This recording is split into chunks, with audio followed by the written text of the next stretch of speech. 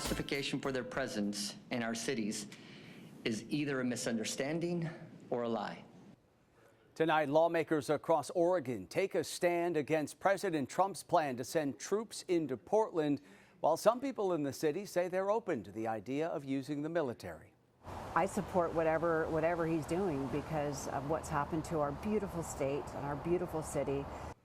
And good evening, everyone. Welcome to West Coast Wrap. I'm Alex Savage. As President Trump orders National Guard troops into Portland, there have been growing protests outside of an ICE facility in the city. The president says ICE offices are under siege, and that's why he's sending in the military. Oregon Governor Tina Kotek spoke with President Trump on Saturday and told him this deployment was unnecessary. When the governor refused to call up any of Oregon's National Guard troops, President Trump did so himself in an order to Defense Secretary Pete Hegseth. I think this is a sad day for our country, a sad day for Oregon, that the President of the United States does not listen to local leaders about what they need and how we can be in partnership. Protesters at recent demonstrations in Portland have numbered in the dozens. They have put their focus on a single ICE facility in the city. The president says clashes with law enforcement have to stop. Oregon's Attorney General has filed a lawsuit to block the federalization of the National Guard.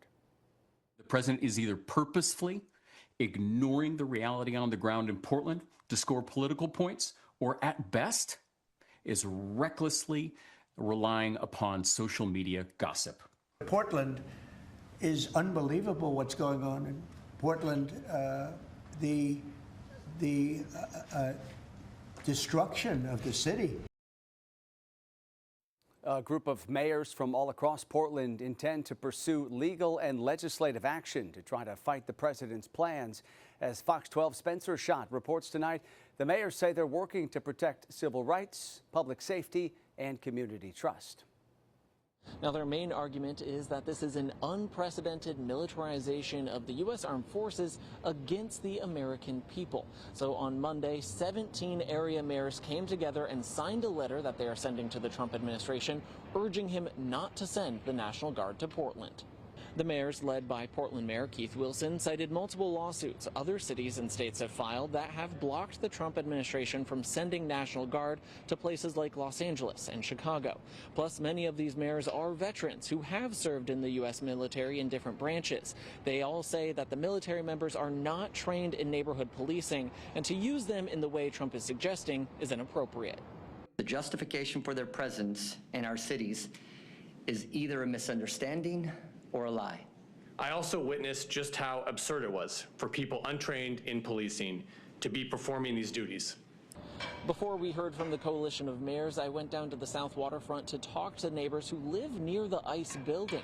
And there are some mixed reactions about the possibility of the National Guard being deployed in their neighborhood. Many people are against it, including one woman who is a green card holder and a permanent resident here in the U.S. She didn't want to be identified on camera for her own safety, but she says deploying the National Guard over some protests is an overreaction. Unless you really walk by there, like from my building or around this area, like you don't even feel any existence of the people there. And then like last night, I just could hear the helicopter. The sound of helicopter was more like a bothering than anything else. But other neighbors disagree. They say they are glad to see the federal government responding to the protests that they've seen outside of the ICE building. One woman who I talked to didn't want to go on camera out of fear of retaliation, but she says she's lived in Portland since the 90s and is not happy with the direction the city has gone, especially after the riots of 2020. Whatever it takes to not have that happen again, I support whatever he's doing because of what's happened to our beautiful state and our beautiful city. Now, Mayor Wilson did say he cannot confirm what day we should expect troops on the ground here in Portland, but he, along with the other mayors who signed this letter to the Trump administration, are urging anyone who is deciding to protest to do so cautiously and to be nonviolent. In downtown Portland, Spencer Schott, Fox 12 Oregon. Seattle's mayor and Washington State's attorney general stood united today, making it clear that they will fight any attempt by President Trump to send troops to Seattle. Over the weekend, the president used social media to announce he was sending troops to Portland, calling it a, quote, war-ravaged city.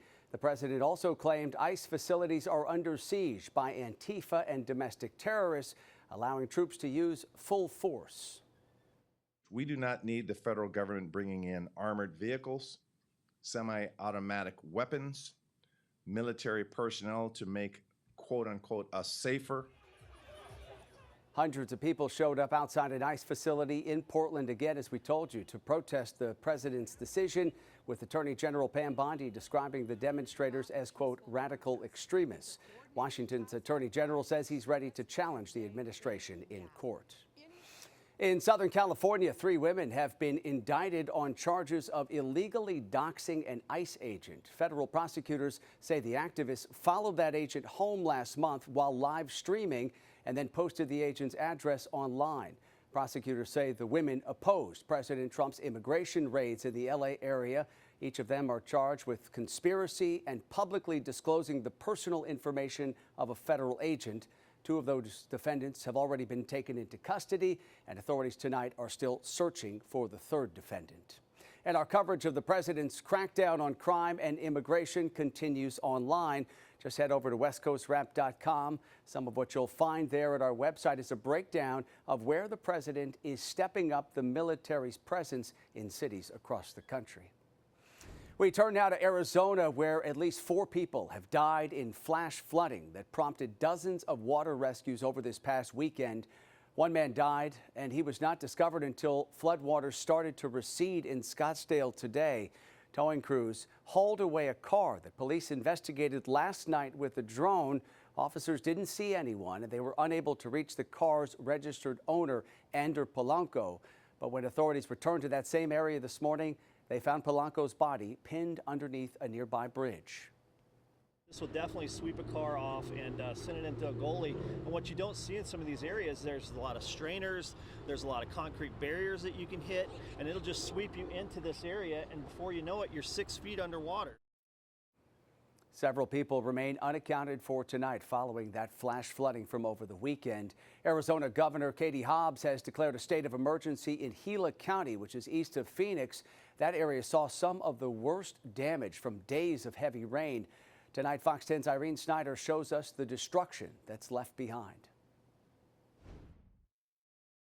I'm just grateful that I had family that could come and help me clean everything out. Sorting through the damage in these Globe neighborhoods. I have, her bedroom was downstairs, so all her little collections and her princess dresses, everything were in there. They're ruined. Community members are starting to rebuild following historic flooding that killed several people and left others missing.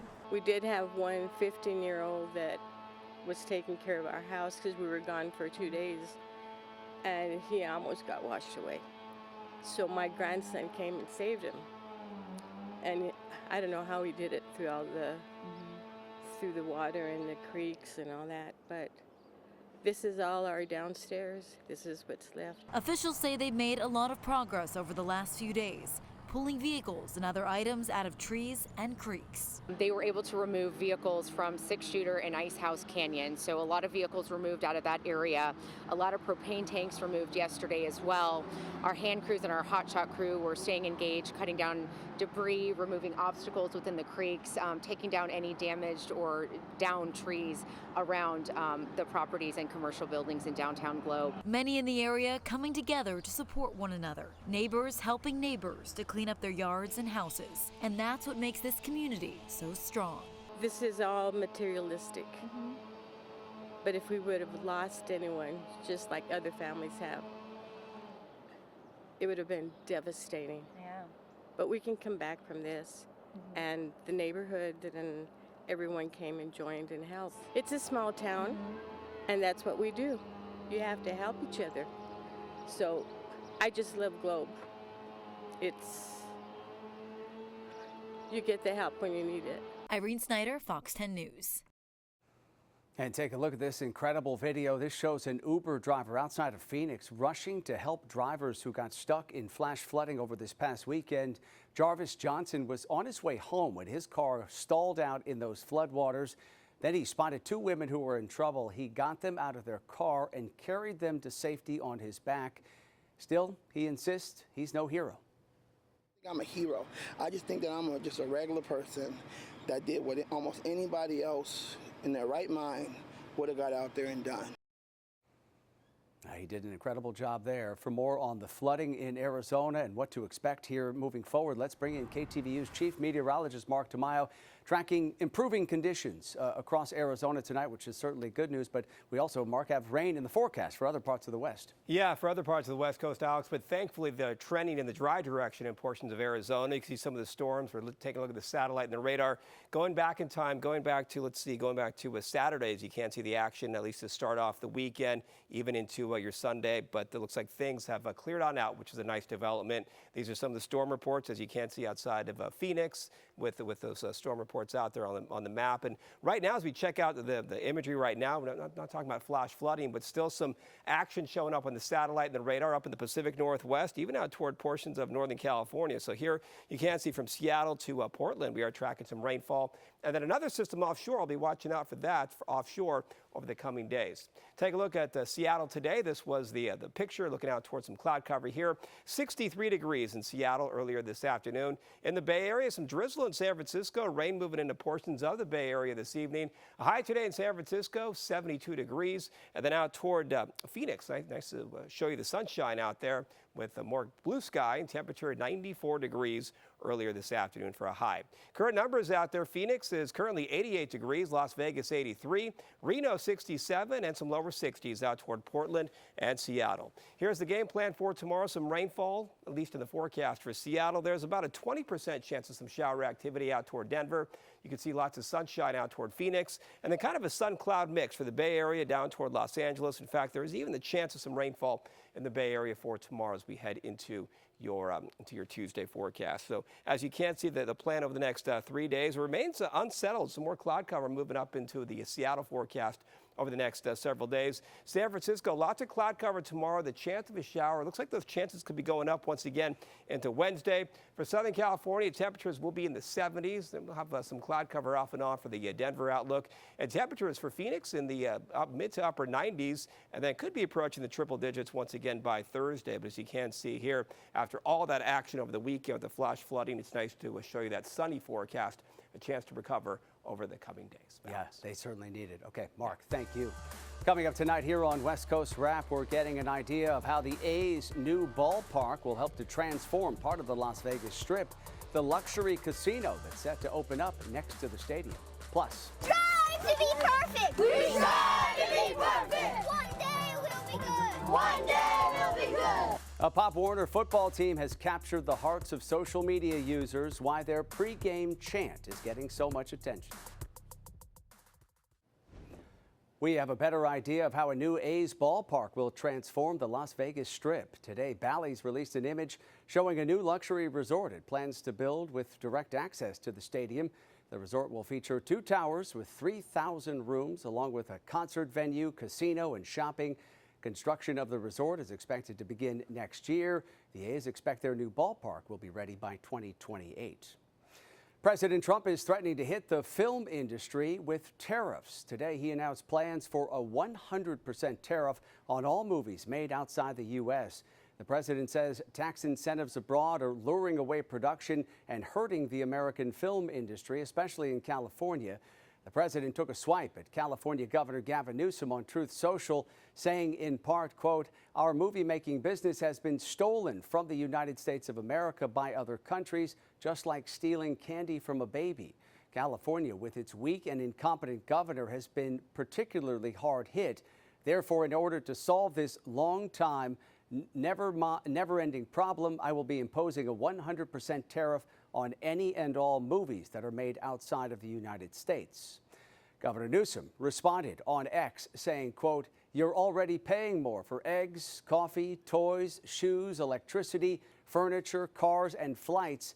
Now Trump wants to raise taxes to see the movies, pay more, and enjoy nothing. That's Donald Trump's America." The president has not yet said when or how those new tariffs could be enacted. The Trump administration wants to build 10 more miles of border wall in California. U.S. Customs and Border Protection says they're planning to build 30-foot high walls near the Otay Mesa and Tecate ports of entry. Before the work begins, the agency will get public input about the effects on the environment and commerce. Plans also include cameras and lighting spanning another 50 miles beyond those walls. There's no timetable for when those projects could get underway. The man accused of killing conservative activist Charlie Kirk spoke earlier today during a Utah court hearing. As Fox's Claudia Cowan reports tonight, his attorney needs more time to review the evidence in this case.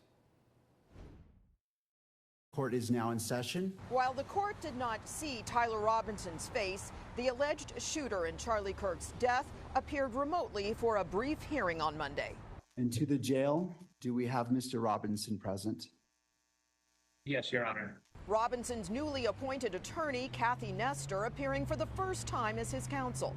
She asked the presiding judge for more time to review the, quote, voluminous amount of evidence in the case. I imagine we're going to see the defense trying to drag this out for as long as they possibly can. Robinson is facing a flurry of state charges in connection to Kirk's assassination, including aggravated murder.